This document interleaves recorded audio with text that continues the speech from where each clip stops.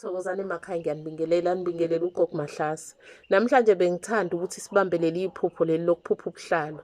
Ngiyazi ukuthi abantu abaningi bayathuka mebephupha leli phupho, ngoba umuntu usuke esaba ukuthi hayibo, kusho ukuthi nginale simo lesi sobungoma na. Akuhlezi-ke kukanjena, njengoba sazi ukuthi nasemandulo ubuhlalo sibusebenzisela ukuzihlobisa, sihlobe ngabo sibe bahle.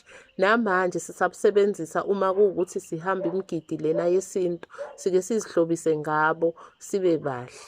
Uma-ke uphupha ubuhlalo, uphupha ubugqoka emzimbeni, lokhu kusuke kuveza ukuthi wena umuntu othanda izinto ezinhle, izinto ezikufanelayo.